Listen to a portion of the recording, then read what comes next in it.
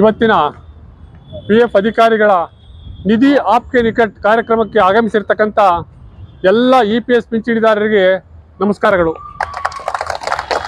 ಇವತ್ತಿನ ಸಭೆಗೆ ಆಗಮಿಸಿರ್ತಕ್ಕಂಥ ನಮ್ಮ ಸಂಘಟನೆಯ ಅಧ್ಯಕ್ಷರಾದ ಶ್ರೀ ಶಂಕರ್ ಕುಮಾರ್, ಶ್ರೀ ಸುಬ್ಬಣ್ಣ, ದೋಳಪ್ಪ, ಶ್ರೀ ರುಕ್ಮೇಶ್, ನಾಗರಾಜ್ ಹಾಗೂ NAC ಉಪಾಧ್ಯಕ್ಷರಾದ ಮಂಡ್ಯ ಜಿಲ್ಲೆಯ ಶ್ರೀ ಹುಚ್ಚಪ್ಪನವರು ಇವತ್ತು ವಿಶೇಷ ಅತಿಥಿಗಳು ಇವತ್ತು ನಮ್ಮ ಒಂದು ಸಭೆಗೆ ಆಗಮಿಸಿದ್ದಾರೆ.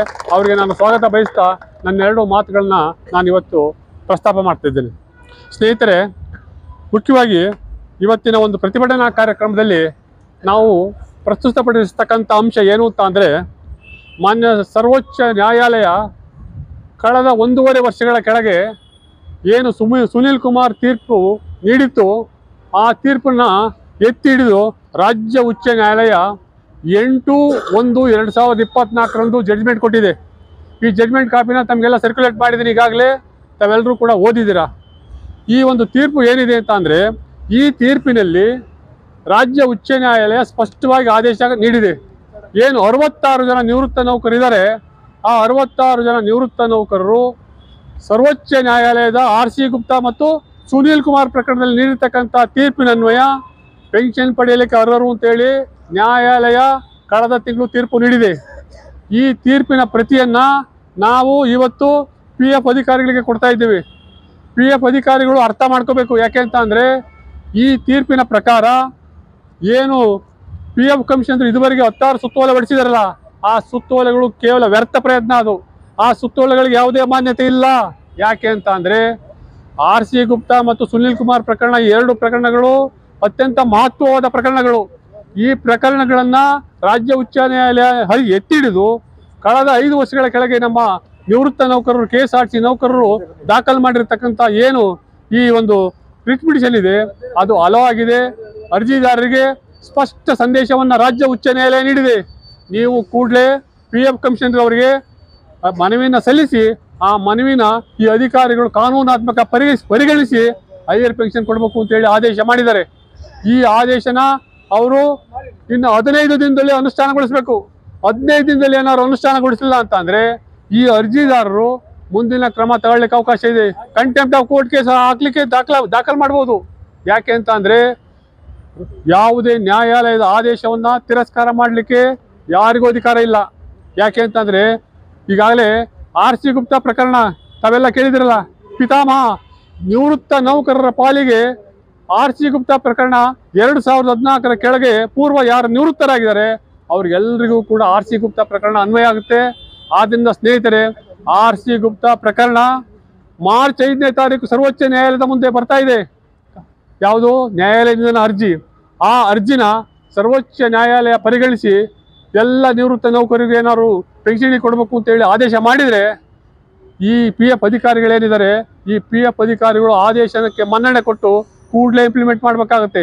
ಸೊ RC ಗುಪ್ತಾ ಪ್ರಕರಣಕ್ಕೆ ಸಂಬಂಧಪಟ್ಟ ಹಾಗೆ 2014 ಪೂರ್ವ ನಿವೃತ್ತರಾಗಿರೋರು ಯಾವುದೇ ಕಾರಣದಲ್ಲೂ ಧೃತಿಗೆಡಬಾರ್ದು.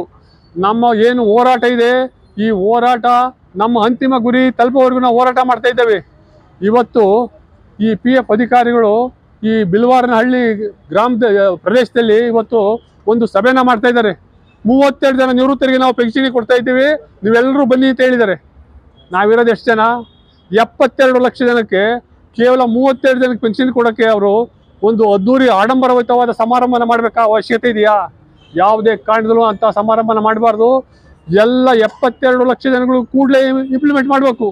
ಸರ್ವೋಚ್ಚ ನ್ಯಾಯಾಲಯ ಏನು ಹೇಳಿದರು? 6 ತಿಂಗಳಲ್ಲಿ 4/11/2022 ಮಾಡಿರ್ತಕ್ಕಂಥ ಆದೇಶ ಏನಿದೆ, ಅದರಲ್ಲಿ 6 ತಿಂಗಳೊಳಗೆ ನಿಮ್ಮ ಎಲ್ಲ ಪೆನ್ಷನಿಂದ ಸೆಟ್ಲ್ ಮಾಡಬೇಕು ಅಂತೇಳಿ ಆದೇಶ ಕೊಟ್ಟರು. ಆದರೆ ಇವತ್ತು ಎಷ್ಟು ದಿವಸ ಆಗಿದೆ? 16 ತಿಂಗಳು ಕಳೆದಿದೆ. 16 ತಿಂಗಳು ಕಳೆದರೂ ಕೂಡ ಅವರು ಮೀನಾವೇಶ ಇಳಿಸ್ತಾ ಇದ್ದಾರೆ. 16 ತಿಂಗಳಿಂದ ನಮ್ಮ ಸ್ನೇಹಿತರು ಎಷ್ಟು ಜನ ಇವತ್ತು ಪೌತಿಯಾಗಿದ್ದಾರೆ ಅನ್ನೋದು ಗೊತ್ತಾ ಅವ್ರಿಗೆ? ಒಂದೊಂದು ವರ್ಷನೂ ಕಳೆಯೋದು ಕೂಡ ಅತ್ಯಂತ ಕಷ್ಟ ಇದೆ. ಯಾಕೆ ಅಂತ ಅಂದರೆ, ನಾವು ಹಿರಿಯ ನಾಗರಿಕರು, ನಮಗೆ ಸಾಕಷ್ಟು ವಯಸ್ಸಾಗಿದೆ, ಅನುಭವ ಇದೆ, ಸೇವೆ ಸಲ್ಲಿಸಿದ್ದೀವಿ. ಇದನ್ಯಾವುದನ್ನು ಪರಿಗಣಿಸ್ತಲೇ ಇವರು ಬೇಕಾಬಿಟ್ಟು ಆದೇಶ ಮಾಡಿಕೊಂಡು ಅವರಿಗೆ ತೋಚಿದಾಗೆ ಸರ್ಕ್ಯುಲರ್ ಇಶ್ಯೂ ಮಾಡ್ತಾರೆ. ಯಾವ ಸರ್ಕ್ಯುಲರು ಕೂಡ ಸರ್ವೋಚ್ಚ ನ್ಯಾಯಾಲಯದ ತೀರ್ಪಿಗೆ ಸಂಬಂಧಪಟ್ಟಾಗೆ ಸಮಂಜಸವಾಗಿಲ್ಲ. ಎಲ್ಲ ಸುತ್ತೋಲೆಗಳು ಕೂಡ ವ್ಯರ್ಥ ಪ್ರಯತ್ನ ಮಾಡಿದ್ದಾರೆ. ಈ ಎಲ್ಲ ಅಂಶಗಳು ಯಾವಾಗ ಗೊತ್ತಾಗುತ್ತೆ ಅಂತ ಅಂದರೆ, ಏನು ಅವರು ಮೇ 31ನೇ ತಾರೀಕು ಕೊಟ್ಟಿದ್ದಾರಲ್ಲ ಡೇಟು, 31ನೇ ತಾರೀಕು ನಾವು ಎಲ್ಲ ಇದನ್ನು ಇಂಪ್ಲಿಮೆಂಟ್ ಮಾಡ್ತೀವಿ ಅಂತ ಹೇಳಿ ಅವ್ರು ಹೇಳಿದ್ದಾರೆ. ಆದರೆ ಈ ಒಂದು ಮೇ 31 ಗ್ಯಾರಂಟಿ ಇಲ್ಲ. ಯಾಕೆ ಅಂತ ಅಂದರೆ ಈಗಾಗಲೇ 10-12 ಸಾರಿ ಅದನ್ನು ಟೈಮನ್ನು ಎಕ್ಸ್ಟೆಂಡ್ ಮಾಡ್ತಾ ಬಂದಿದ್ದಾರೆ. ಕಳೆದ 16 ತಿಂಗಳಿಂದಲೂ ಕೂಡ ಅವರು ಬರೀ ಮುಂದಕ್ಕೆ ಹಾಕೊಂಡು ಹೋಗೋದು. ಅವ್ರ ಉದ್ದೇಶ ಏನು ಅಂತ ಅಂದರೆ, ಈ ಹಳೆ ತಲೆಗಳೆಲ್ಲ ಉಳ್ಕೊಂಡವ್ರಿಗೆ ನೋಡ್ಕೊಳ್ಳೋಣ ಮುಂದೆ. ಸೊ ಈ ಒಂದು ಇದನ್ನು ತಗೊಂಡಿದ್ದಾರೆ, ಅವರು ನಿಲುವನ್ನು ತಗೊಂಡಿದ್ದಾರೆ. ಇದು ಖಂಡಿತ ಅಕ್ಷಮ್ಯ ಅಪರಾಧ. ನಾನು ಅವ್ರಿಗೆ ಇವತ್ತಲೇ ಎಚ್ಚರಿಕೆ ಕೊಡ್ತಾ ಇದ್ದೀನಿ. ಈ ನ್ಯಾಯಾಲಯದ ತೀರ್ಪನ್ನು ಇವತ್ತು ನಾವು ಕೊಡ್ತಾ ಇದ್ದೀವಿ. ಈ ತೀರ್ಪಿಗೆ ಸಂಬಂಧಪಟ್ಟಂತೆ KSRTC ನಾವು ಈ ಹಿಂದೆ 1600 ರಿಟ್ ಪಿಟಿಷನ್ ಫೈಲ್ ಮಾಡಿದ್ದು. ಈ 1600 ರಿಟ್ ಪಿಟಿಷನಲ್ಲೂ ಇದೇ ಥರ ಆದೇಶನ ಮಾನ್ಯ ನ್ಯಾಯಾಲಯ ನೀಡಿದೆ. ಆ ಎಲ್ಲ ಅರ್ಜಿಗಳನ್ನು ಕೂಡ ಮಾನ್ಯ ಮಾಡಬೇಕು. ಎಲ್ಲ ಪಿಂಚಣಿದಾರರು, ಎಲ್ಲ KSRTC ನಿವೃತ್ತರಿಗೂ ಪೆನ್ಷನಿ ಕೊಡಲೇಬೇಕಾದ್ರು. ಒಂದು ವೇಳೆ ಕೊಡಲಿಲ್ಲ ಅಂತ ಅಂದರೆ ನಾನೇ ಈ ಕೇಸನ್ನು ನಡೆಸಿರೋದು. ಈ ಜಡ್ಜ್ಮೆಂಟ್ ಏನಿದೆ, ಈ ಜಡ್ಜ್ಮೆಂಟು KSRTC ನಿವೃತ್ತರ ಪಾಲಿಗೆ ಒಂದು ವರದಾನ. ಇದು ಈ ತೀರ್ಪನ್ನು ಅವ್ರು ಏನಾದ್ರು ಅಂಗೀಕರಿಸಲಿಲ್ಲ ಅಂತ ಅಂದರೆ ನಾವೇ ಕಂಟೆಂಪ್ಟ್ ಪಿಟಿಷನ್ ಹಾಕ್ತೀವಿ. ನ್ಯಾಯಾಲಯದಿಂದನೇ ಅರ್ಜಿ ಹಾಕಿ ಈ ಅಧಿಕಾರಿಗಳನ್ನ ಜೈಲಿಗೆ ಕಳಿಸ್ತೀವಿ ನಾವು. ಆ ಒಂದು ಶಕ್ತಿ ಇದೆ ನಮಗೆ. ನೀವು ಖಂಡಿತ ಸ್ನೇಹಿತರೆ ತಾವು ಯಾರು ಕೂಡ ಹೆದರಬೇಕಾಗಿಲ್ಲ. ಯಾಕೆ ಅಂತ ಅಂದರೆ ಕಾನೂನು ಈ ಇಡೀ ದೇಶಕ್ಕೆ, ಸಂವಿಧಾನದ ಕಾನೂನು ಎಲ್ರಿಗೂ ಅಪ್ಲೈ ಆಗುತ್ತೆ.